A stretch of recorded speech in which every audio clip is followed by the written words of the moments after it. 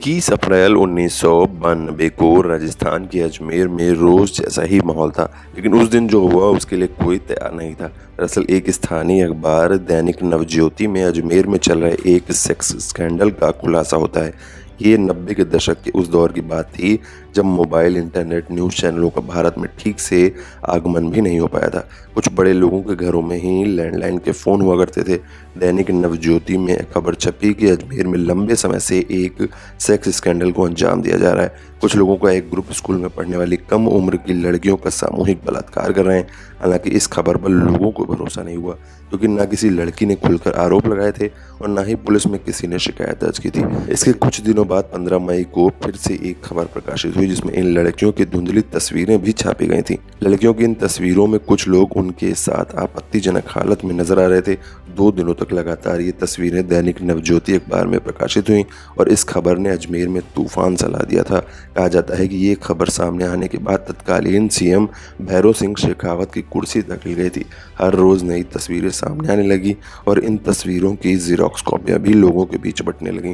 किसी ने इसे अजमेर गैंगरेप कांड तो किसी ने अजमेर ब्लैकमेल कांड करार दिया। कहा जाता है कि अजमेर ब्लैकमेल कांड में स्कूल कॉलेज के 300 से ज्यादा लड़कियों का यौन शोषण किया गया था, जिसका आरोप शहर के सबसे रईस और ताकतवर खानदानों में से एक चिश्ती परिवार के नफीस चिश्ती और फारूक चिश्ती पर लगा था। सामूहिक यौन शोषण के इस मामले के सामने आने के बाद से बहुत लोग केवल इस वजह से इस पर यकीन नहीं कर रहे थे कि चिश्ती परिवार सामाजिक और आर्थिक हैसियत में हद से ज्यादा ऊंचाइयों पर था। वहीं फारूक चिश्ती अजमेर युवा कांग्रेस का अध्यक्ष था तो नफीस चिश्ती उपाध्यक्ष था। द प्रिंट की एक खबर के अनुसार 90 के दशक की शुरुआत में अजमेर में केवल 2 ही रेस्टोरेंट थे। सोफिया स्कूल और सावित्री स्कूल में पढ़ने वाली लड़कियां यहीं जाती थीं। अजमेर दरगाह के केयरटेकर यानी खादिमों के परिवार से आने वाले नफीस चिश्ती और फारूक चिश्ती अपनी खुली जीप, एम्बेसडर और फिएट कारों में घूमते थे। पैसा, सामाजिक प्रभाव और सियासी ताकत सब कुछ उनके पास था। लड़कियों को महंगे गिफ्ट देना और रेस्टोरेंट में खाना खिलाना इन लोगों के लिए कोई बड़ी बात नहीं थी। इस रिपोर्ट में दैनिक नवज्योति के रिपोर्टर रहे संतोष गुप्ता बताते हैं कि वो दोनों रेस्टोरेंट गए थे जहां कुछ स्कूली छात्राएं भी बैठी थी। उसमें से एक ने रेस्टोरेंट के मैनेजर से सभी को आइसक्रीम बांटने के लिए कहा, क्योंकि उस दिन उनके एक दोस्त का बर्थडे था। ऐसी फिल्मी चीज़ें किसी को भी मंत्रमुग्ध कर सकती थीं।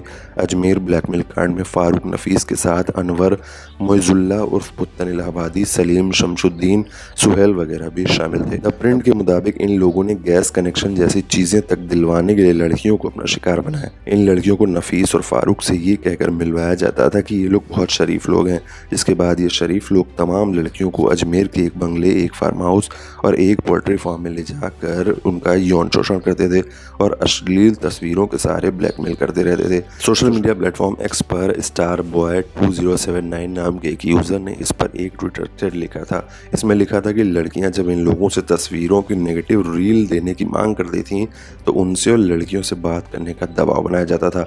ऐसा होने के बाद नेगेटिव नहीं मिलते थे, बल्कि शिकार की लिस्ट में एक लड़की और जुड़ जाती थी। बदनामी के डर से लड़कियां चुप रहती थी और दूसरी लड़कियों को भी मजबूरी में उनका शिकार बनवाने को राजी हो जाती थी। मीडिया रिपोर्ट्स के अनुसार इसी बीच एक पीड़ित लड़की ने एक पुलिस अधिकारी से पूरे मामले का खुलासा किया। लड़की को आश्वासन दिया गया कि उनकी तस्वीरें वापस कर दी जाएंगी, लेकिन फिर लड़कियों को धमकियां मिलने लगी। कहा जाने लगा कि पुलिस के पास गई तो तस्वीरों के पर्चे शहर भर में बांट दिए जाएंगे। जिसके बाद फिर लड़कियां चुप हो गई। इसमें से कई लड़कियां अपना स्कूल खत्म करके दूसरी जगहों पर चली गईं और उनका यौन शोषण बंद हो गया। हालांकि तस्वीरें अभी भी दोषियों के पास ही थीं। नफीस और फारूक समेत सारे दोषी एक कलर लैब में तस्वीरों को प्रिंट कराते थे। यहीं से कुछ तस्वीरें बाहर आने लगी और मामला लोगों के सामने खुल गया। इसके बाद लड़कियों को कई रसूखदार लोगों के पास भी भेजा जाने लगा। पुरुषोत्तम नाम का एक कलर लैब का कर्मचारी भी इसमें शामिल हो गया था, जिसने मुकदमा दर्ज होने के कुछ समय बाद आत्महत्या कर ली थी। वहीं तस्वीरें सामने आने के बाद कई लड़कियों ने आत्महत्या भी कर ली थी।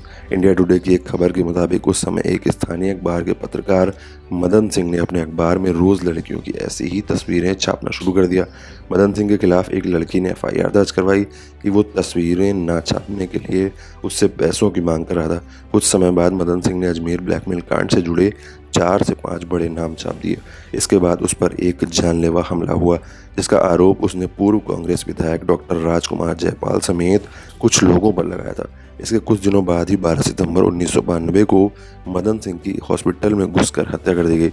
द प्रिंट की रिपोर्ट के अनुसार उसमें से कुछ लड़कियां गवाही देने के लिए तैयार हुई, जो आज भी कोर्ट में कभी कभार आती हैं। इसमें से एक ने कोर्ट में कहा था कि कब तक हमें परेशान किया जाएगा, अब हमारा परिवार भी है। 27 मई 1992 को पुलिस ने कुछ आरोपियों के खिलाफ राष्ट्रीय सुरक्षा कानून के तहत नोटिस जारी किया।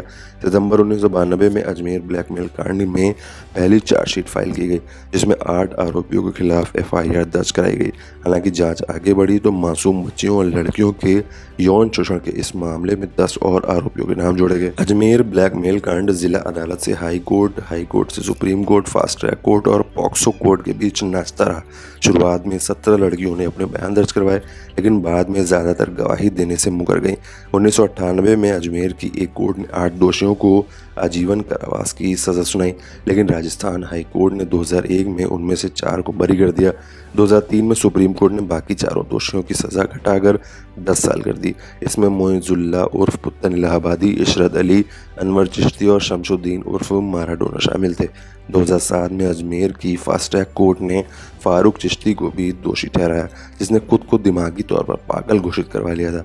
2013 में राजस्थान हाई कोर्ट ने फारूक चिश्ती की आजीवन कारावास की सजा को घटाते हुए कहा कि वो जेल में पर्याप्त समय सजा काट चुका है। 2012 में सरेंडर करने वाला सलीम चिश्ती 2018 तक जेल में रहा और जमानत पर रिहा हो गया। अन्य आरोपियों को भी जमानत मिल गई थी। वहीं कई ऐसे भी थे जिन्हें पकड़ा ही नहीं जा सका। नफीस और फारूक चिश्ती आज भी पूरी शान से अजमेर में रहते हैं और भरपूर इज्जत पाते हैं। पिछले साल 7 जनवरी को पत्रकार मदन सिंह के बेटे सूर्य प्रताप सिंह ने अपने पिता की हत्या का बदला लेने के लिए सवाई सिंह की गोली मारकर हत्या कर दी थी, जिस पर उनके पिता की हत्या का आरोप लगा था।